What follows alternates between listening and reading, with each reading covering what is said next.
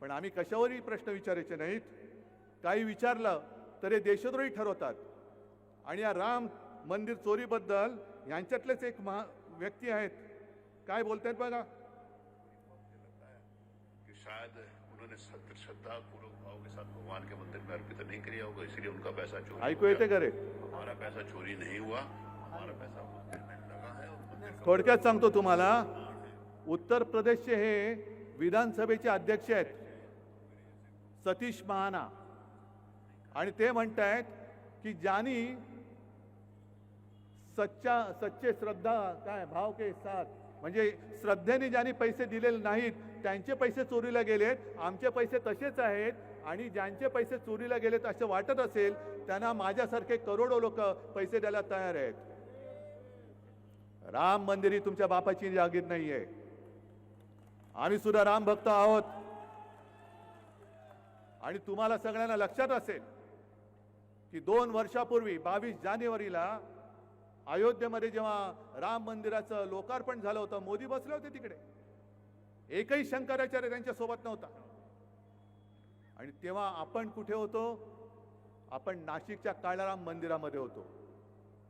ज्या काळाराम मंदिराचा इतिहास असा आहे, डॉक्टर बाबासाहेब आंबेडकरांनी मंदिरात प्रवेश, हा राम तुझा नाही, हा राम माझा सुद्धा आहे, आणि त्याचं दर्शन घेण्याचा अधिकार हा माझा आहे, मला सुद्धा आहे, मला तो मिळालाच पाहिजे म्हणून सत्याग्रह केला होता. तेच ते राम मंदिर. आणि दुसऱ्या दिवशी 23 जानेवारीला मी जाहीर सभेत बोललो होतो, आम्ही जय श्रीराम जरूर बोलतो, जय शिवराय, जय श्रीराम, पण आम्हाला राम पाहिजे तो भाजप मुक्त राम पाहिजे. त्या आंदोलनाची सुरुवात आहे भाजपा मुक्त राम.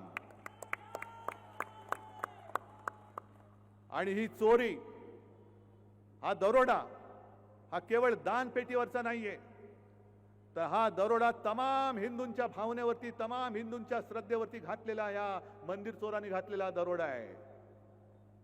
आणि न्यायमूर्ती तुम्ही झालं पाहिजेत. या देशातला, या जगातला प्रत्येक हिंदू या चोरीबद्दल न्यायाधीश म्हणून त्यांनी न्याय निवाडा केला पाहिजे.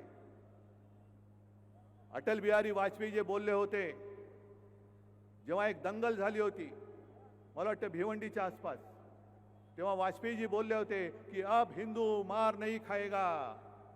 मग मी आज तुम्हाला सांगतोय, तुम्ही कसे हिंदू झाले पाहिजेत? जे चोर आहेत त्यांना ठणकावून सांगा, अब हिंदू माफ नहीं करेगा. हिंदू नुसता जागा नाही, हिंदू आता पेटलेला आहे. आज आम्ही सगळ्यांना आमंत्रण दिले होते. देवेंद्र फडणवीसांना दिलं होतं, मोहनजी भागवतांना दिलं होतं, सगळ्यांना. अगदी काँग्रेसची लोक सुद्धा माझ्यासोबत आहेतच. खासदार आहेत, सुनील केदार आहेत, आणखीन कोण कोण आहेत बघा. मी हिंदुत्व सोडलं का यांनी हिंदुत्व धरले? हे राम म्हणजे कोणाची तुमची खाजगी मालमत्ता नाही हो. भाजपचे कोणी आहेत का इकडे? सगळे राम भक्त आहेत. भाजपचे कोणी आहेत? मग हिंदुत्व कोणी सोडलंय? मंदिर चोरांची बाजू घेणारा राम भक्त असू शकत नाही. म्हणून मला फडणवीसांना सांगायचंय की शब्दाचे खेळ करू नका. राम रक्षा येते की नाही? राम रक्षा स्तोत्र येत नसेल, पण मला रामाची रक्षा करायला येते, आणि ते केल्याशिवाय मी राहणार नाही, मागे नाही हटणार. जर तुम्हाला असं वाटत असेल की केवळ तुम्हाला राम रक्षा म्हणता येते म्हणून तुम्हाला मंदिराची चोरी क्षम्य आहे, अजिबात नाही. तिकडे लाखो करोडो हिंदूंच्या भावनांनी बांधलं गेलेलं ते मंदिर आहे. गावागावात शिवसेना प्रमुख फिरलेले आहेत, गावागावात शिवसैनिक फिरलेले आहेत. अनेक जणांनी अनेकांनी केसेस अंगावर घेतलेले आहेत, पोलिसांचा मार खाल्लेला आहे. छातीवरती वळ उठला तरी मागे न हटता अयोध्येला जाणारे आमचे शिवसैनिक आहेत. आणि त्या शिवसैनिकांना सोबत घेऊन राम रक्षा म्हणण्याचं नव्हे, तर राम रक्षा करण्याचा हा लढा मी आजपासून सुरू करतो आहोत. चोरानो मध्ये येऊ नका, चोरानो मध्ये येऊ नका.